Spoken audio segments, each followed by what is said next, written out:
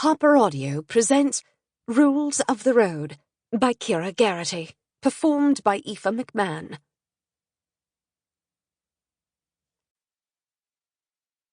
Chapter 1. Signal your intent. Iris Armstrong is missing. That is to say, she is not where she is supposed to be. I'm trying not to worry. After all, Iris is a grown woman and can take care of herself better than most. It's true to say that I am a worrier. Ask my girls. Ask my husband. They'll tell you that I'd worry if I had nothing to worry about, which is, of course, an exaggeration, although I suppose it's true to say that if I had nothing to worry about, I might feel that I had overlooked something. Iris is the type of woman who tells you what she intends to do, and then goes ahead and does it. Today is her birthday, her 58th. People see birthdays as an opportunity to tell women they look great for their age, Iris says when I suggested that we celebrate it. It's true that Iris looks great for her age. I don't say that. Instead, I say, we should celebrate nonetheless. I'll celebrate by doing the swan, or the downward-facing dog. Something animalistic, said Iris after she told me about the yoga retreat she had booked herself into. But you hate yoga, I said. I thought you'd be delighted. You're always telling me how good yoga is for people with MS.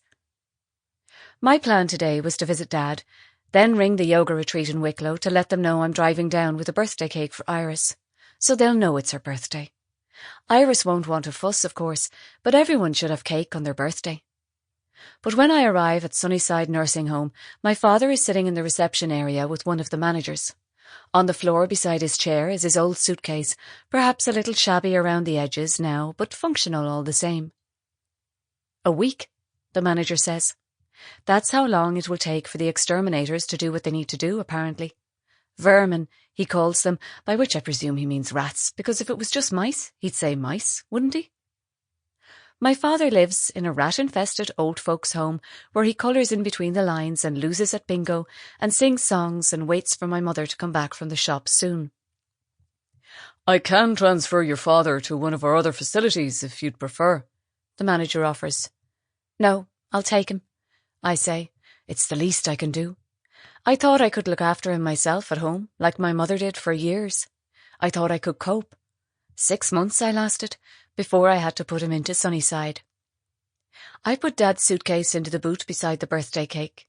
I've used blue icing for the sea, grey for the rocks, where I've perched an icing stick figure which is supposed to be Iris, who swims at High Rock every day of the year, even in November, even in February.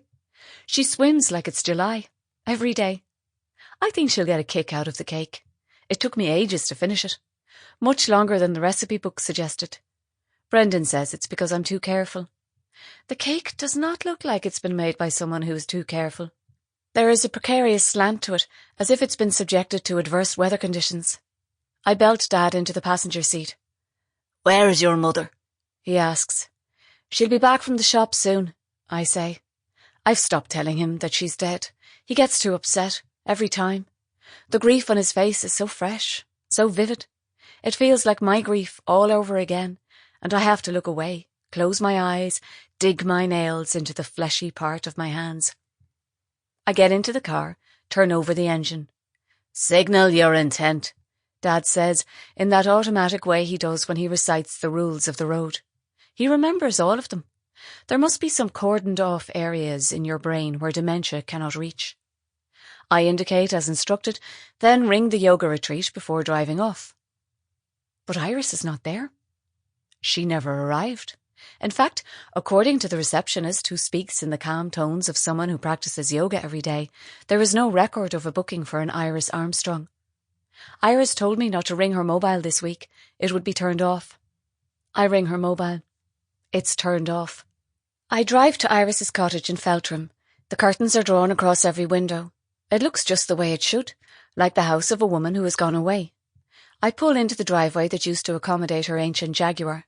Her sight came back almost immediately after the accident, and the only damage was to the lamppost that Iris crashed into, but her consultant couldn't guarantee that it wouldn't happen again. Iris says she doesn't miss the car, but she asked me if I would hand over the keys to the man who bought it off her. She said she had a meeting she couldn't get out of. It's just a car, she said, and the local taxi driver looks like Daniel Craig, and he doesn't talk during sex. Knows every... Sample complete. Ready to continue?